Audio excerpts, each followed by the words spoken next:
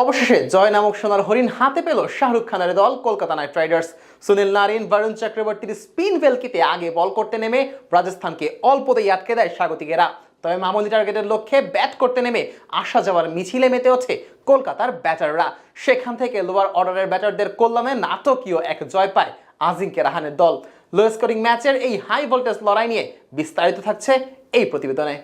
6 ম্যাচে 5 হার, এক ম্যাচ আবার হয়েছে পরিত্যক্ত। সময়টা মোটেই পক্ষে নেই কলকাতা নাইট রাইডার্সের। ঘরের মাঠে শক্তিশালী রাজস্থান রয়্যালসের বিপক্ষে তাই এদিন কলকাতার লড়াইটা ছিল অস্তিত্ব টিকিয়ে রাখার। আর এমন ম্যাচেই কিনা টস ভাগ্যটা পক্ষে যায়নি কলকাতার। রাজস্থান সিদ্ধান্ত নেয় আগে ব্যাট করার। এদিন ব্যাট হাতে শুরুটা কিছুটা দেখে শুনেই করে রাজস্থানের দুই ওপেনার বৈভব সূর্যবংশী ও যশস্বী জয়সওয়াল। নিজেদের স্বভাবের বাইরে গিয়ে খেলতে থাকেন ধীর গতিতে। তবে সেটা অবশ্য খুব বেশি সময়ের জন্য না। পাওয়ার প্লের প্রথম 3 ওভারে মাত্র 20 রান তোলা এই দুই ব্যাটার পাওয়ার প্লের পরের 3 ওভারে রান নিয়েছেন 43।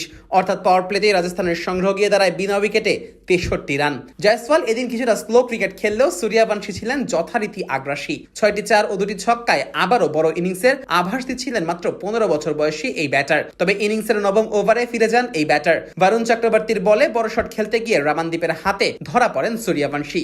28 বলে 40 রানের ইনিংস খেলে প্যাভিলিয়নে ফিরতে হয় এই বাহাতিকে।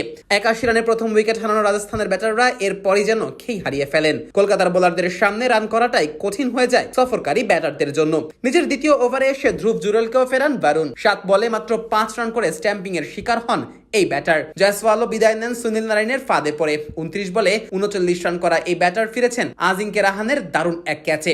এরপর রাজস্থানের অধিনায়ক রিয়ান পারাগো বরুণের বলের সামনে মাথা নত করেছেন। বোল্ড হয়ে ফিরেছেন মাত্র 12 রান করে। 4 ওভারে মাত্র 14 রান খরচায় 3 উইকেট তুলে নিয়ে রাজস্থানের ব্যাটিং লাইনের কোমরটাই ভেঙে দেন বরুণ। মাঝের ওভারে তাকে যোগ্য সঙ্গই দেন সুনীল নারিন। আর শেষ দিকে এসে বাকি কাজটা সারেন কার্তিক ত্যাগী। ইনিংসের 19তম ওভারে এসে 1 ওভারেই তুলে নেন 3 উইকেট। বিদায় করেন রবীন্দ্র জাদেজা, সিমরন হেটমেয়ার ও রবি বিষ্ণইকে। শেষ পর্যন্ত কলকাতার বোলারদের দৃঢ়তায় নির্ধারিত ওভারের খেলা শেষে 9 উইকেট হারিয়ে 155 রান সংগ্রহ করে রাজস্থান।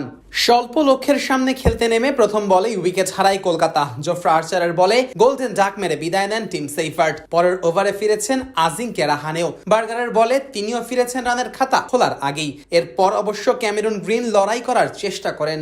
একের পর এক 4 ছক্কায় জয়ের আশা জিয়ে রাখেন। তবে রবি বিষ্ণইর বুদ্ধিদীপ্ত বোলিং আর ধ্রুব জুরেলের অসাধারণ স্ট্যাম্পিং এ বিদায় নিতে হয় অজি এই তারকাকে। পাওয়ার প্লেতে এই 3 উইকেট হারিয়ে 51 রান তুলে ফেলে কলকাতা। 7ম ওভারের শেষ বলে ফিরেছেন রাঘুবংশীও। জাদেজার বলে এলবিডব্লিউর ফাঁদে পড়ে বিদায় নিয়েছেন এই ব্যাটার। রহমান পাওয়েল কিছুটা আশা জাগালেও তিনিও ফিরে যান জাদেজার দ্বিতীয় শিকার হয়ে। এরপর দলের ত্রাতা হয়ে আসেন লোয়ার মিডল অর্ডারের ব্যাটাররা। তাদের কল্যাণেই শেষ পর্যন্ত আসরে নিজেদের প্রথম জয়ের স্বাদ নিয়ে মাঠ ছাড়ে কলকাতা।